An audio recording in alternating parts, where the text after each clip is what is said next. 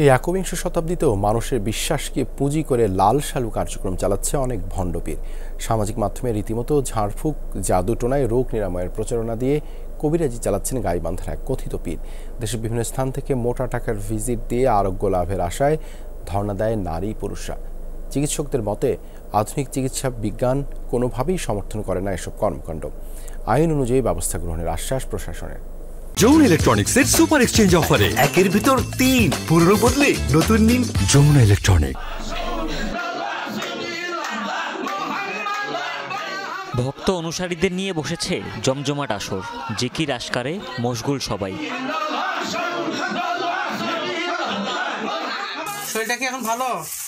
সাদুল্লাপুরের প্রত্যন্ত পল্লী নিশ্চিন্তপুর, সেখানেই আস্তানা জুলফিকুর রহমান বিপ্লবের। পীর হিসেবেই নিজেকে পরিচয় দেন তিনি।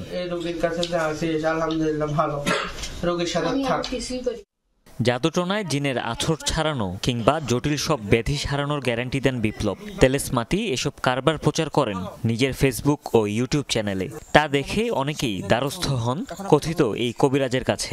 চিকিৎসার জন্য এখানে আসে, তারা চিকিৎসায় এখন ভালো সুযোগ সুবিধা পায় দেখেই তো আসে, তাছাড়া তো আসলে হয় না। প্রথম চিকিৎসাতেই 70-80% সুস্থ হয়েছি।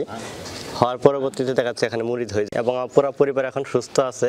ছেলের থেকে কোন লোক আসে, তারপরে মনে করো রাজশাহী থেকে আসে, এসকাট করে মনে করেন আমরা নিয়ে এসি। এলাকাবাসী জানালেন আরোগ্য লাভে বিপ্লবের কাছে আসা কেউই স্থানীয় নয়। এক সময় ইমামতি করতেন বিপ্লব। 7-8 বছর আগে হুট করেই আধ্যাত্মিকতা। নিজ বাড়িতে মুহাম্মাদি দরবার শরীফ নামে গড়েন আস্তানা। দুটো একটা মোটরসাইকেল দেখা যায়, তারপরে দু একটা গাড়ি দেখা যায়, এই বাড়ি করছে। স্থানীয় লোক চিকিৎসা গ্রহণ করে না, বাইরে থেকে হয়তো আসে। এই জিনিসগুলো বর্তমান দরকার, এই মাত্র। যমুনা টিভির মুখোমুখি কথিত পীর দাবি করলেন চিকিৎসা নয়, ভক্তদের কেবল দোয়া দেন তিনি। আমি কোনো চিকিৎসা দেই না, মানে দোয়া নিতে আসে আমার কাছে। এসব ইসলামের পরিপন্থী বলে জানিয়েছেন আলেমরা। চিকিৎসকরাও বলছেন অপচিকিৎসা চালাচ্ছেন বিপ্লব।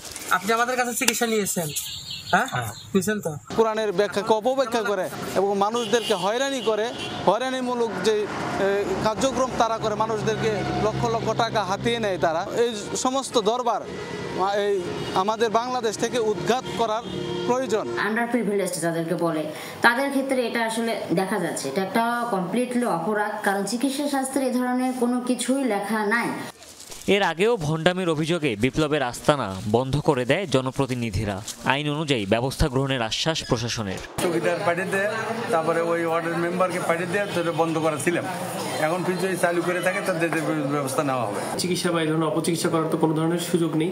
আমাদের চেয়ারম্যানকে বলেছি দ্রুত ব্যবস্থা নেবেন এবং এই বিষয়ে আমাদের এসিডেন্টও আছে, সে অভিযান করবে।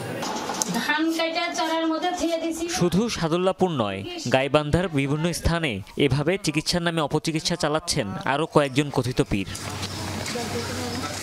হুমায়ুন রশিদ, যমুনা নিউজ। চিকিৎসা